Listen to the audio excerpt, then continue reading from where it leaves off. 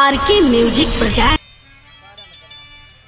महाराजा उग्रसेन के यहाँ उनके बड़े भाई थे देवक महाराज, जो काल कर गए थे, ऐसे समय गुजर गए थे। उनके नाम की एक पुत्री पढ़ती बढ़ती है जिसका नाम देवकी रखा जाता है। समय बीतता चला जाता है और वो देवकी विवाह के योग्य हो जाती है। और महाराज उग्रसेन विप्रजनों को, ब्राह्मणों को और नाइयों को दरबार में आमंत्रित करते हैं और मंत्रणा करते हैं कि वे मेरी बेटी, मेरी भतीजी सवाषण होगी, इसके लिए योग्य वर तलाश किया जाए। और वर योग्य नहीं, इस पूरी दुनिया में निराला हो, जहां जिस परिवार में, जिस लड़के में सुई की नोक रखने के जितनी भी कमी ना हो। क्यों कि वह मेरी खुद की बेटी होती तो मैं हाथ पीड़े करके चकिते भी दिखा देता, लेकिन ये मेरे भाई की पुत्री है, इसने मुझे पिता की जगह समझा है। अगर घर में कोई टुक हुई तो या मैंने सारी उम्र नहीं उतारने देगी कि मेरे माता पिता जीते होते तो कोई अच्छा घर तलाश करते, और मेरे चाचा ने मैंने हुए धका दी, उसके खुद की जाई ना थी, निराला वर हो। और वो मंत्रणा करते हैं, कैसे क्या चर्चा होती है, क्या लिखा है, क्या बताया है भला।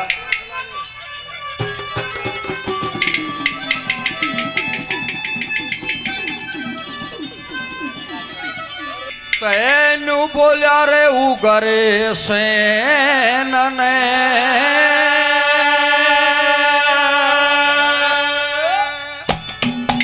देवकी खातिर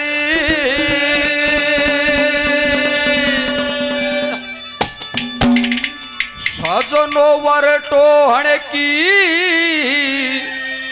सोची,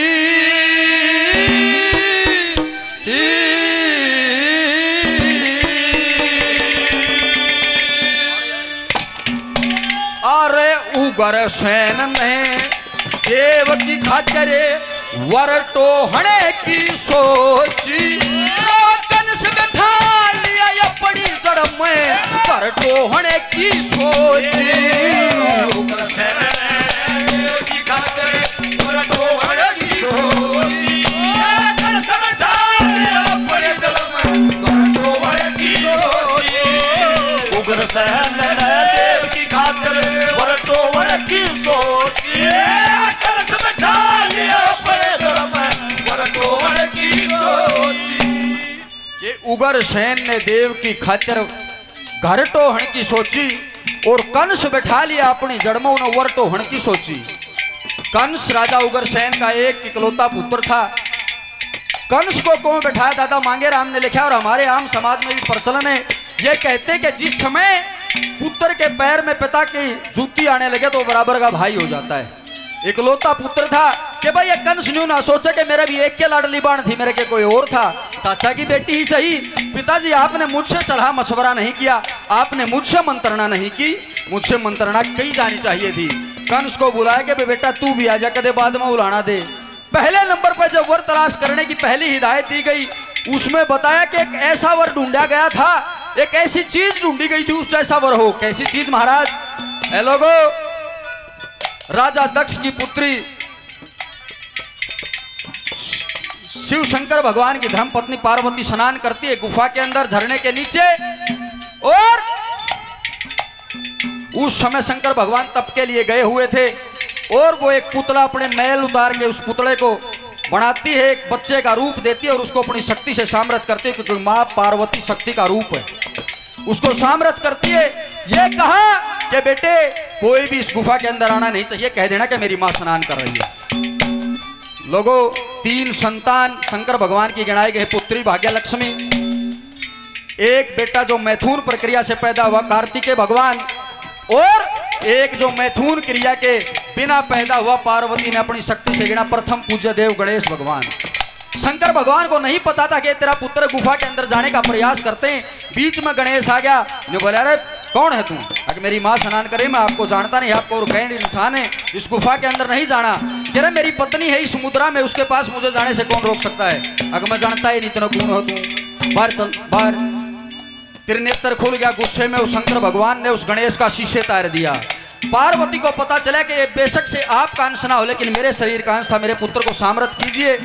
देवी काल के ऊपर मेरी कोई रोक टोक नहीं है। अब ये काल के हवाले में जीवित नहीं कर सकता। एक युक्ति बताता हूं, है कि इसी माँ का शीश लाओ जो अपने पुत्र से अपनी संतान से पीठ फेर के सोती हो। वह शिवगण सारे संसार में आंट गए, कोई ऐसी बेहुदी माता नहीं मिली जो अपनी संतान से पीठ फेर के सोती हो। माँ अपनी संतान को छाती से लगा के सोती है। पिछले जन्म का एक इतिहास गिना, एक शंकर भगवान ने एक हाथी की जान बचाई थी और ये कहा था कि जा भाई कभी रहा तो मेरे ही काम आएगा। उसका शीश उतार के, वो निराला शीश उतार के गणेश भगवान को सामर्थ किया गया था। क्या लिखा है?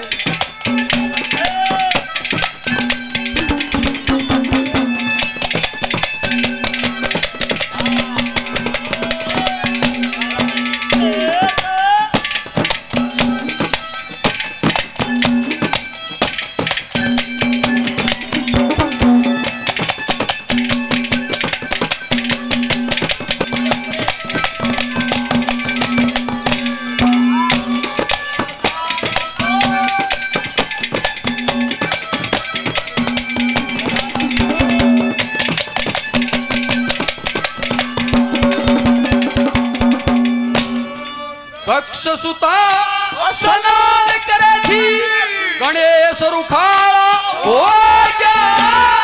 शिव जी गया महल के भीतरे मोटा चाड़ा हो गया। गिन दिया महादेव जानते बीच बेचारा हो गया। शिव जी ने दिया शीश काट ओढ़न्यू मुकाड़ा हो गया। पार्वती ने करी लड़ाई, पार्वती ने करी लड़ाई, फिर शरटोहण की सोची ओ कंस में डालिया पड़े दरबार शरटोहण की सोची ओ सेन में देवी का शरटोहण की सोची कंस में डालिया पड़े दरबार शरटोहण की सोची। अरे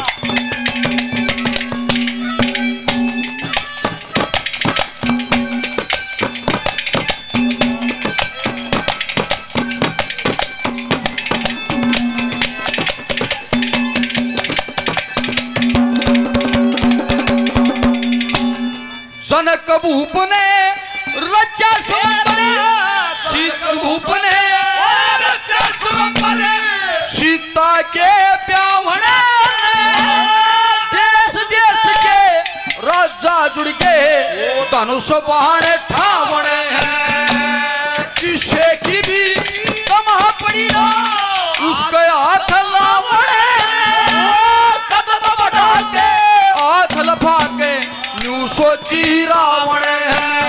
उड़ वाल्मीकि का देख देख के वाल्मीकि का देख देख नयर टोहण की सोच कंस में डालिया पड़े दरबार टोहण की सोच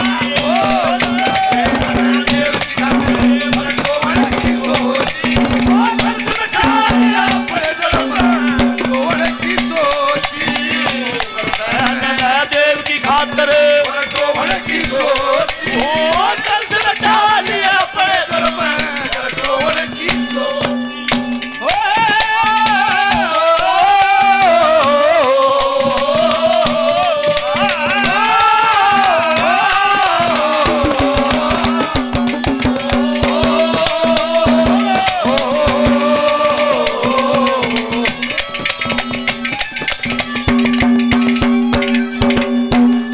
नंबर है श्रोताओं गौर करना, सतयुग का ही एक इतिहास और दादा ने गिना है।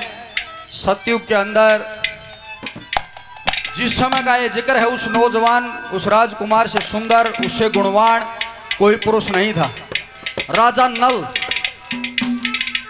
नल को देवताओं को छोड़ के दमयंती ने वरा था।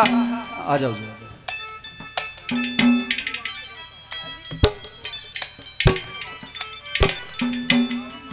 डांडरवास गांव के रहने वाले आदरणीय रोहतास सिंह जी 100 रुपए से मान सम्मान हौसला अफजाई करते हैं, बार बार धन्यवाद करते हैं। धन्यवाद है धन्यवाद।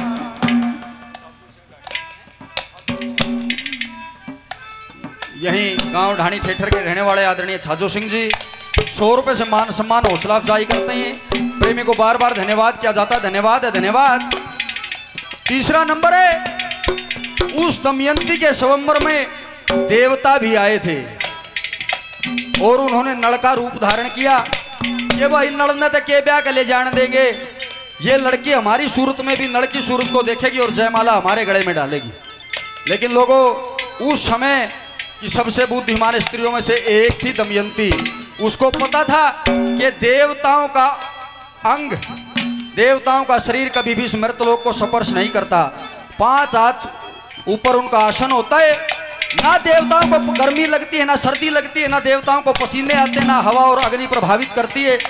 देखा कि ये इंसानों की तरह नहीं, ये हाथ जोड़ के खड़ी होगी कि महाराज मुझे असली नल के दर्शन कराए जाएं, और नल के गले में वरमाला डाल दी। ऐसा बताते हैं कि जहां राज होता है, राजमद होता है, वहां लोभ लालसा भी होती है, वहां विषय, वहां पे गलत आदतें भी पनपती हैं। राजा नल में एक गलत आदत थी जुआ खेलने की। जुए में सारा राजपाट हार गए, बच्चों को अपने ननिहाल भेज के रानी दमयंती और राजा नल वनों में भटकते हैं और कहता कि तू तो भूखा मरे है, साथ में ये तेरी बीरबानी, तेरी औरत भी भूखी मरेगी। क्यों ना, क्योंकि नल के वस्त्र भी तीतर लेके उड़ गए थे, आधी साड़ी काट के अपना तहमंद लगाया, अपना जिसना अपने भाषा में बोथा के वो बोथा बांजार चला गया। पीछे पीछे ढूंढती है, पैड़ा पैड़ा होली के पैड़ा पैड़ा, चाल पति ने बड़मट्टो होने लगी, नहीं मिला। वापस अपने पीहर गई, अपने पिता से कहा कि नल मिले तो जीऊं, नहीं तो जीऊं नहीं। उस नल को दोबारा ढूंढेगा, ये कहा कि वह नल नहीं तो कोई नल कैसा ही मिल जाए। कैसे, क्या बताया, क्या कहा भला?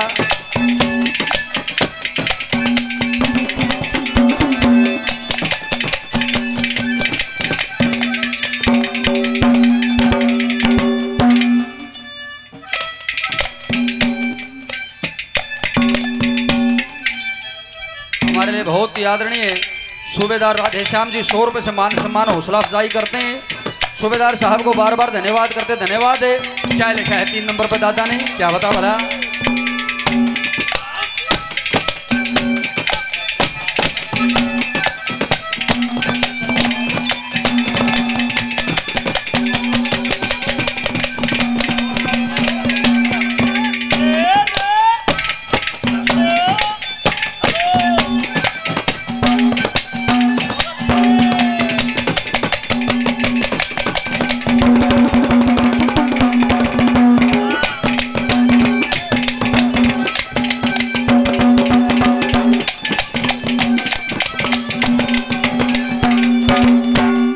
भीमसेन ने अपनी बेटी, भीमसेन ने अपनी बेटी राजा नल के संगम ब्याही।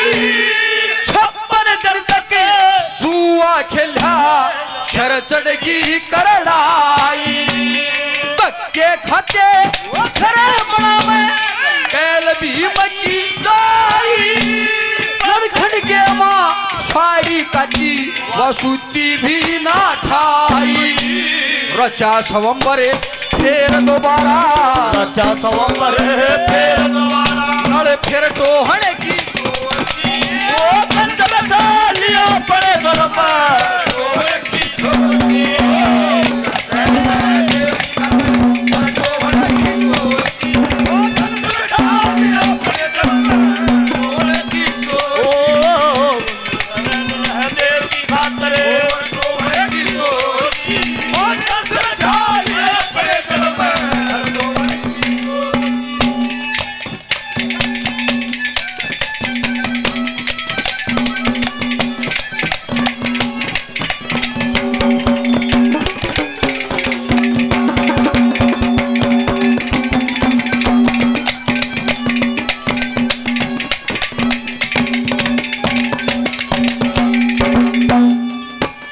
हमारे बहुत ही आदरणीय हरीश कुमार सनोफ श्री ताराचंद जी 100 रुपए से मान सम्मान हौसला अफजाई करते हैं। बार बार धन्यवाद, धन्यवाद। अंतिम कली है, माता बहनों, आप लोगों के भी सुनने लायक बात है ये, आप गौर करना। दादा ने बताया बेटी को विवाहित करना क्यों जरूरी है। जब तक कोई भी पिता अपनी पुत्री का कन्यादान नहीं करता, उसका ऋण नहीं उतरता, उसका कर्ज नहीं उतरता। कितना ही बड़ा दान कर लो, कन्यादान सबसे महान। कन्यादान के बगैर कर्ज नहीं उतरता। ना तो अपनी बेटियां ने सब घर रख ले, ब्याहनी क्यों जरूरी है, ब्याहनी पड़ती है। ना तो बड़ी बात तो कहने की जरूरत नहीं, ना तो न्यू का आगे समाज ताने मारता है कह रहा इस फलाना ने ना अपनी बेटी ताई बनड़ाए ना पा रहा, ईशा कर्म ठोक है। ए लोगो, यहां मात्र शक्ति भी बैठी है, आप भी बैठे।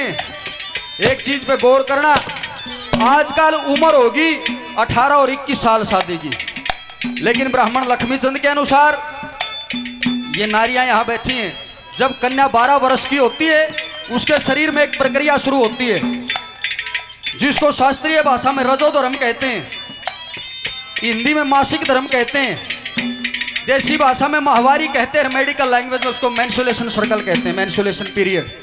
जिस समय एक स्त्री के, एक कन्या के शरीर में वो प्रक्रिया शुरू होती है दादा के अनुसार, तो वो उसी समय ब्याहने लायक हो जाती है। और जो पिता 12 वर्ष की कन्या होने के बाद भी उसकी शादी नहीं करता, शास्त्र लेख ये कहता है कि हर महीने उसके शरीर से होने वाले रक्त स्राव को वो पिता पीता है। क्या लिखा दादा ने?